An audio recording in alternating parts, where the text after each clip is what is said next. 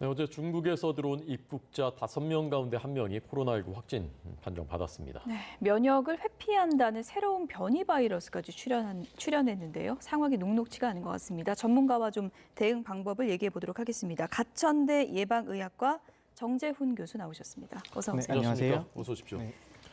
중국발 입국자 이제 처음 어제부터 이제 검사를 받기 시작했는데 5명 중에 1명이 확진이다 그러니까 좀 걱정, 우려가 커지거든요. 어떻게 보십니까?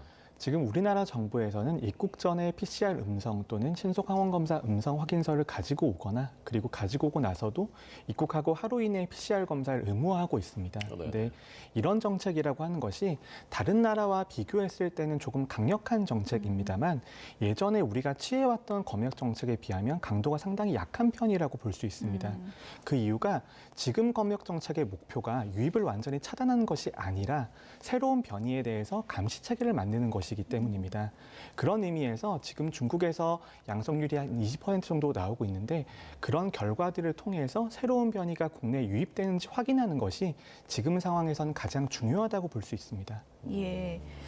만약에 입국을 해서 이렇게 확진을 받으면 어떻게 되는 거예요? 입국에서 확인되면 이제 예. 치료 절차를 가지게 되고 7일간의 격리 기간을 가지시게 됩니다. 그리고 지금의 검체는 PCR 검사를 하고 있기 때문에 예. PCR 검사의 검체라고 하는 것은 유전체 염기 서열 분석까지 전장으로 할 수 있는 상황이 됩니다. 그렇기 때문에 네. 변이된 유전체가 있는지를 확인하는 절차까지도 가져가게 되는 것이죠. 네.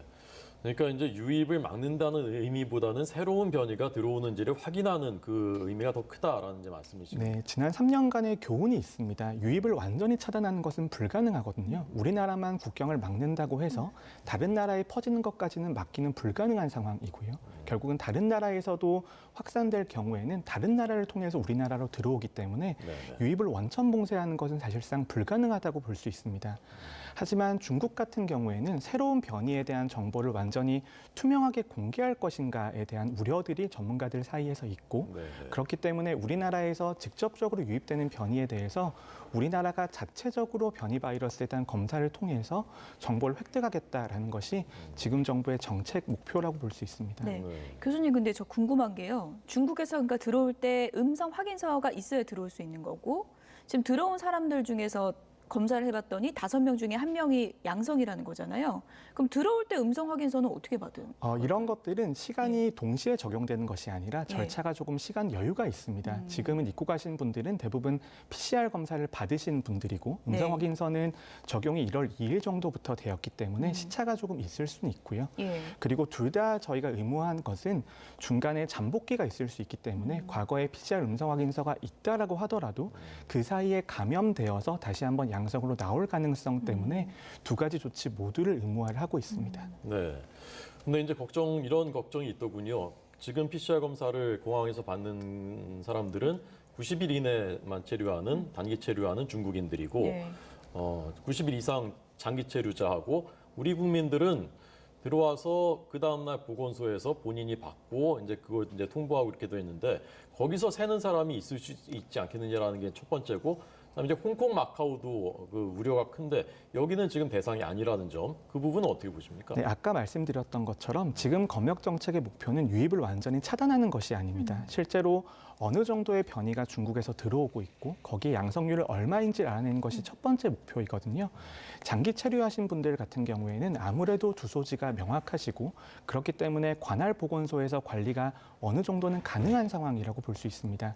그렇기 때문에 단기 체류 외국인 같은 경우에는 현장에서 검사를 하시는 거고요. 그리고 나머지 분들은 입국하시고 국내 보건소의 관리를 받는다. 이렇게 이해하시면 됩니다. 예. 홍콩, 마카오는?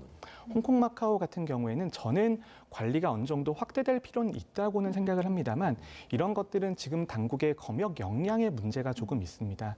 우리나라가 입국 후에 검사가 의무화가 되어 있었습니다만 이런 검사라고 하는 것은 주소지에 귀가하고 나서 보건소에서 검사받는 형태였고 지금처럼 공항에서 바로 검사받는 형태는 아니었습니다. 그렇기 때문에 어느 정도의 검사 역량을 확충할 시간이 필요하고요. 검사 역량이 확충이 된다라면 저는 확대는 충분히 가능한 사안이라고 생각을 합니다만 또 중요한 부분은 거기서 대기하는 동안 대기하는 공간도 있어야 되고 확진된 분들 같은 경우에는 격리되는 시설도 있어야 되거든요. 그러니까 그런 것들이 준비할 시간이 조금 필요하다라고 보시면 될 것 같습니다. 예. 물론 뭐 경제 활성화를 위해선 중국 관광객들도 많이 오는 것도 중요하지만 많은 분들이 이제 걱정을 하는 게 이제 겨우 실내 마스크 좀 벗으려고 하는데 중국 관광객들 많이 오다 보면 이거 더 번지는 거 아닌가 이런 또 우려거든요. 어떻게 생각하세요? 저는 일상회복에 있어서 대부분의 전제 조건은 우리나라는 이미 만족했다고 생각을 합니다. 면역 수준도 상당히 높은 상황이고 의료 체계도 안정적으로 유지가 되고 있거든요. 그러니까 한 가지 우려가 되는 것이 중국에서 발생 가능한 심각한 변이의 발생 가능성이었습니다. 그렇기 때문에 거기에 대해서 감시를 강화를 하고 변이의 특성을 조금 더 잘 파악한다라면 일상회복의 기조를 유지하는 데 있어서는 저는 큰 문제가 없으리라고 보고 있습니다. 네. 근데 이제 지금까지의 우리가 변이는 이제 백신도 나와서 맞고 하니까 어느 정도 통제가 되는데 XBB 1.5라는 미국에서 유행한다는 것, 그다음에 이제 그 정확하게 지금 알 수가 없는 중국에서 또 유행할 수 있는 것, 이런 것은 지금 백신을 무력화시킬 수 있다, 치료제도 안 듣는다. 이렇게 되니까 이제 완전히 그럼 새로운 국면 아니냐 하는 우려를 하는 것이거든요. 네, 시청자들께서도 이제 3년간의 경험이 있으시고 새로운 변이에 대한 이야기도 거의 2년 정도 들으셨을 겁니다. 새로운 변이가 등장하게 되면 세 가지를 중요하게 보시면 됩니다. 첫 번째는 전파 능력이 많이 높아졌는지이고 두 번째는 기존에 획득된 면역을 어느 정도로 회피하는지가 두 번째 요소입니다. 그리고 마지막으로 가장 중요하다고 볼 수 있는 부분인데 중증화율에 있어서의 변화가 있는지 이 세 가지를 보셔야 되는데요. 새로운 변이가 항상 등장하면 등장할수록 전파 능력은 더 높아지고 기존에 획득된 면역은 회피하는 특성을 가질 수밖에 없습니다. 그렇기 때문에 XBB 변이든 중국에서 유래한 변이든 이런 특성들은 당연히 가진다고 봐야 될 것 같고요. 중요한 것은 기존에 가지고 있는 치료 수단이라든지 아니면 백신의 효과의 중에서도 중증을 막아주는 효과가 그대로 유지가 되는지를 확인하는 것이 매우 중요하기 때문에 우리나라에서의 자체적인 정보와 감시 체계가 유지가 되어야 된다라는 것이죠. 그러니까 새로운 변이 출현의 끝이라는 거는 없는 거군요. 네, 앞으로도 영원히 이어지리라 생각이 듭니다. 그래서 여러 가지 변이들이 계속해서 등장을 하겠지만 그 변이에 대한 특성을 빠르게 파악하고 대응 기조를 유지하는 것이 가장 중요하다고 볼 수 있습니다. 예. 그런데 XBB 1.5 변이라는 것은 이미 기존 백신을 회피한다는 것은 확인이 된 것 아닙니까? 새로운 변이 바이러스가 등장을 하게 되면 감염을 획득한 면역이든 백신을 통해서 획득한 면역이든 어느 정도는 회피하는 특성을 가지고 있습니다. 하지만 XBB 변이가 조금 더 우려가 되는 것은 이가 백신이 접종 중이고 이가 백신 같은 경우에는 오미크론 하위 변이에 대해서는 상당히 효과가 높은 것으로 되어 있었습니다. 하지만 이 이가 백신의 감염 예방 효과도 조금 더 회피하는 특성들을 가지게 되었다라는 것이 가장 우려가 되는 부분인데요. 현재까지로서는 중증화율에 있어서는 큰 변화가 없다라는 데이터들이 있고 그리고 백신이나 감염이 중증화를 막아주는 효과는 그대로 유지가 될 것이다라고 전문가들은 예상을 하고 있습니다.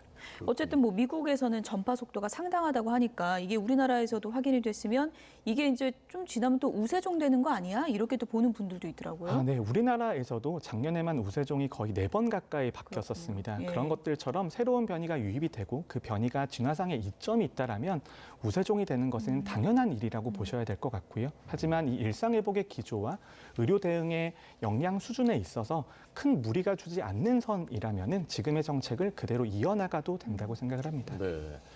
그러니까 백신 맞아도 이제 새로운 변이가 또 나오기 때문에 안 걸린다라고 보장하기는 어렵지만 걸려서 중증화가 되지는 않는 것은 이제 거의 그 가능성이 높으니까 백신은 맞아야 된다. 그렇게 볼 수 있는 건가요? 네, 백신 접종의 효과는 두 가지라고 볼 수 있고요. 한 가지는 감염을 막아주는 효과입니다. 감염을 막아주는 효과는 상당히 단시간 유지가 되고요.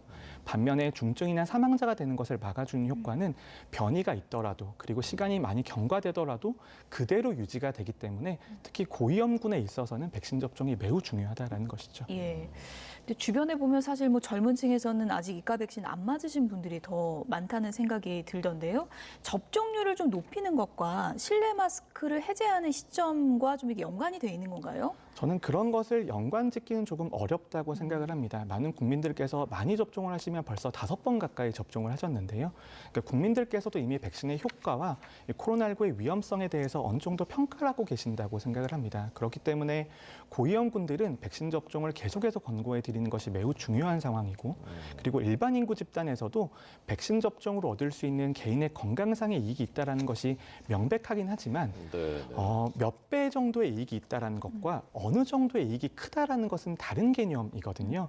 국민들이 체감하는 이익의 크기가 점점 작아지고 있기 때문에 접종률이 떨어지고 있다고는 생각을 합니다만 그런 의미에서 백신 접종이 매우 안전하고 효과적인 수단이라는 그런 정보들을 반복적으로 제공해 드릴 필요는 있다고 생각을 합니다. 하지만 백신 접종률이 당장 빠르게 높아지긴 어려울 것으로 보이고 그리고 의료 체계나 일상 회복의 전제 조건은 만족을 했기 때문에 저는 실내 마스크 로드맵은 그대로 유지하는 것이 좋다고 생각을 합니다. 네, 박사님 말씀 종합하면 고위험군은 꼭 백신을 맞아라. 이 나이로 보면 어떻게 되는 거죠? 몇 살부터? 현재 고위험군의 정의가 50세 이상으로 되어 있습니다. 그래서 50세 이상이시고 기저질환이 있는 경우에는 접종하실 경우에는 명백한 이익이 있습니다. 예. 코로나 터널이 참 길었고요. 저희가 이제 새해 지금 시작이지만 그래도 또 코로나 걱정을 할 수밖에 없는 상황인데 올해 안에는 뭐 올 초쯤 아니면 중순쯤 뭐 풍토병 선언 같은 거 지금 하는 나라도 많거든요. 언제쯤 가능할까요? 저는 엔데믹 선언이라는 것이 조금 위험한 측면이 있다고 생각을 합니다. 예. 이번 동절기 재유행 같은 경우에도 거의 2달 이상 몇만 명 이상의 확진자가 나오고 있거든요. 이런 상황은 2, 3년 이상 지속될 수밖에 없고 장기적으로 대응할 수 있는 역량을 길러야 되는 것이지 우리가 승리 선언을 한다고 해서 승리가 오는 것은 아니라는 의미입니다. 네. 그래도 여러 가지 이제 우려가 있었는데 예. 오늘 역시 이제 전문가의 분석이 이래서 이제 전문가 필요한 거고요. 들으니까 좀 마음이 놓이는 면이 있습니다. 네, 가천대 예방의학과 정재훈 교수였습니다. 고맙습니다. 감사합니다.